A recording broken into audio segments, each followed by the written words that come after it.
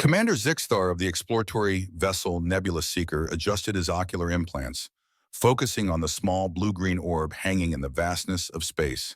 His antennae twitched with anticipation as he maneuvered the ship towards the celestial body's lone satellite. The barren, cratered surface of the moon loomed ever closer, promising a perfect vantage point for observation. As the Nebula Seeker touched down on the lunar surface, Zixstar's three hearts raced with excitement. This was his first solo mission as a scout, pushing the boundaries of known space for his people, the Zorlatith. He had always dreamed of making a groundbreaking discovery, but nothing could have prepared him for what he was about to witness. With practiced efficiency, Zixstar deployed the ship's camouflage systems and set up the long-range scope cameras. His four-fingered hands moved deftly over the controls, calibrating the equipment to penetrate the planet's atmosphere. As the first images flickered to life on the view screen, Zixstar's mandibles clicked in astonishment. The beings on the planet's surface were unlike anything he had ever encountered. They moved with a strange bipedal gait, their bodies covered in various materials that seemed to serve no apparent biological function. But it was their appendages that truly caught his attention. "By the cosmic winds," Zixstar whispered, his voice barely audible even in the confines of his own suit. "They have 5 digits? Why would you ever need a fifth one? Makes no sense." He zoomed in further, scarcely believing his compound eyes. The creatures indeed possessed an extra digit on each hand, a thumb as he would later learn to call it. This seemingly minor anatomical difference opened up a world of possibilities that Zixstar had never considered. As he observed the beings going about their daily lives, he was struck by the versatility and dexterity afforded by their unique hands. In one area, he watched as they manipulated tiny tools with incredible precision, assembling intricate devices that beeped and whirred. One human letting out what seemed like a deafening roar, "Ouch my damn thumb!" as he struck it with a crude object. The alien thinking to himself, so that's what they are called. Their thumbs allowed them to grip and turn objects in ways that would be impossible for any four-fingered species. Zixstar's gaze shifted to another region, where the beings engaged in what appeared to be recreational activities.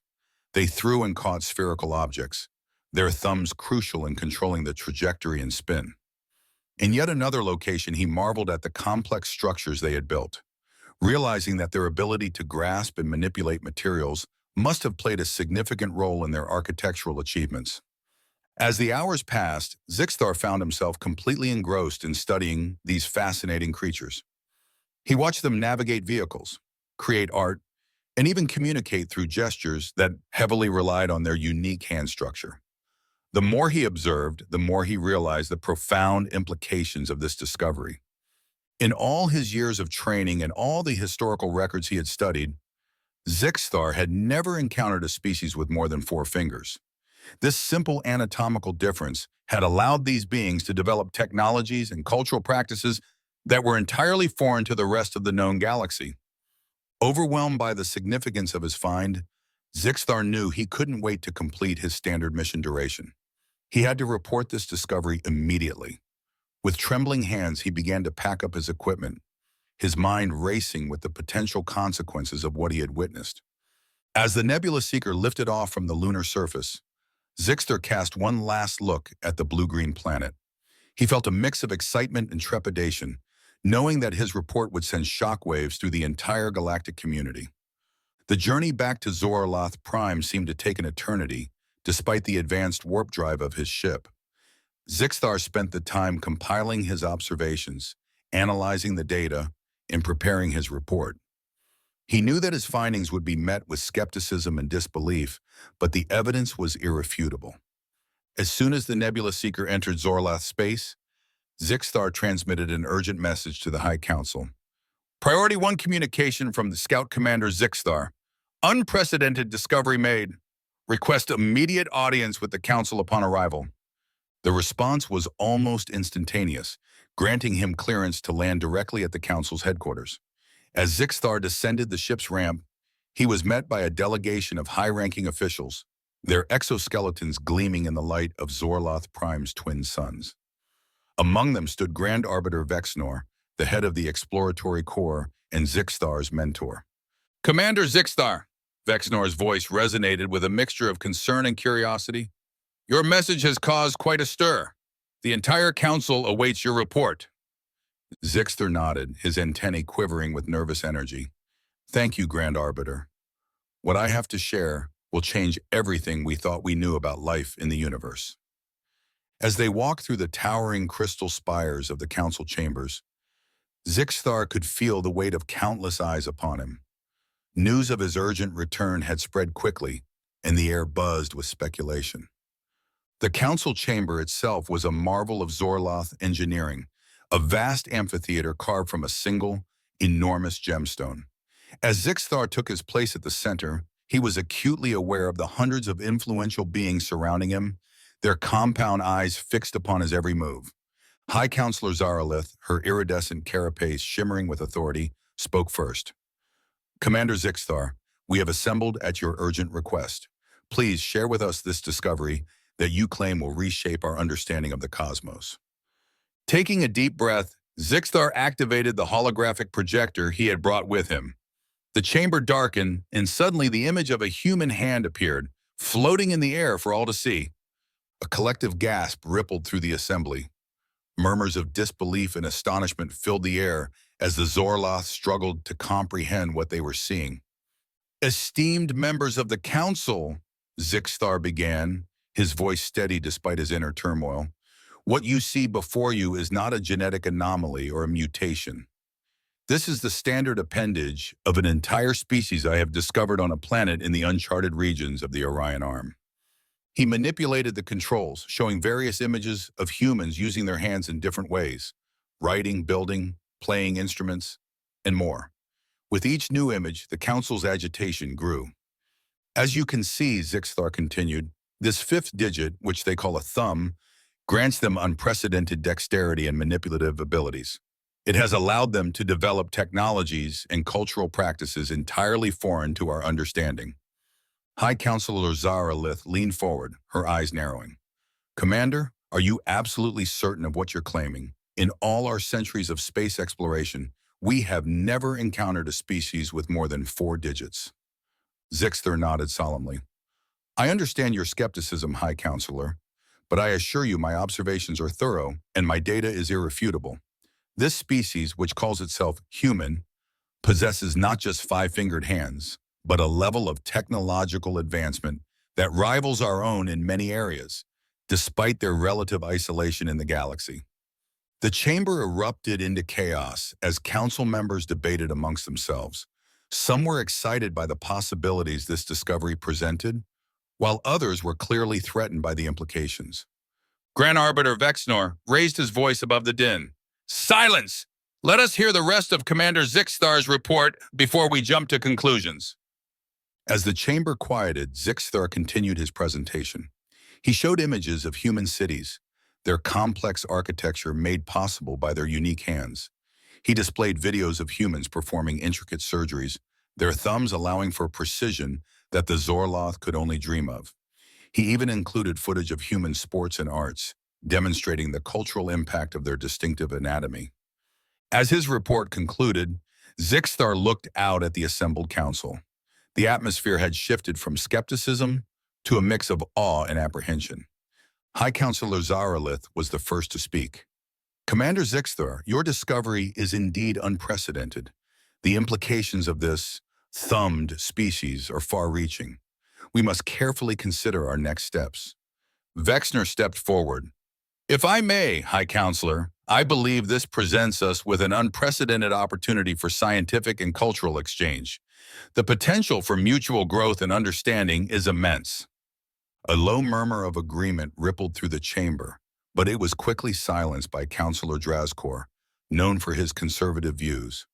And what of the potential threats? He hissed, his exoskeleton bristling. A species with such different capabilities could pose unforeseen dangers to our galactic order. The chamber once again erupted into heated debate. Zixthar stood silently at the center, watching as the implications of his discovery unfolded before him.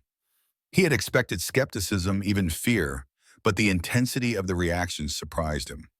High Counselor Zaralith raised her appendages, calling for order. We must approach this situation with both caution and openness, she declared. Commander Zixthar, your discovery has indeed sent shockwaves through our society. We will need time to process this information and determine the best course of action. Zixthar nodded, relieved that at least some were seeing the potential benefits of his find.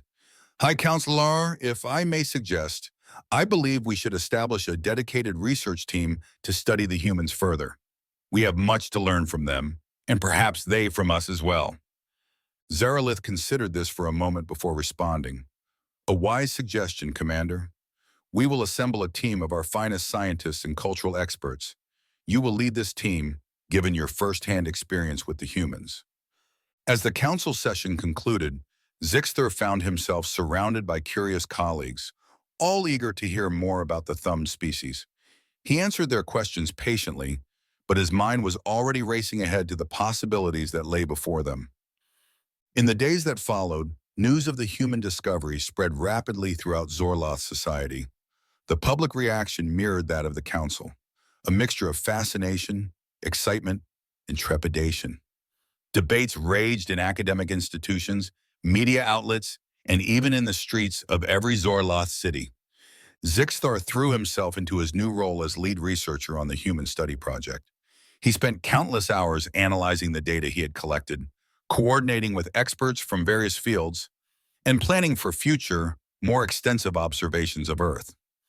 As the team delved deeper into their study of humans, they uncovered more marvels.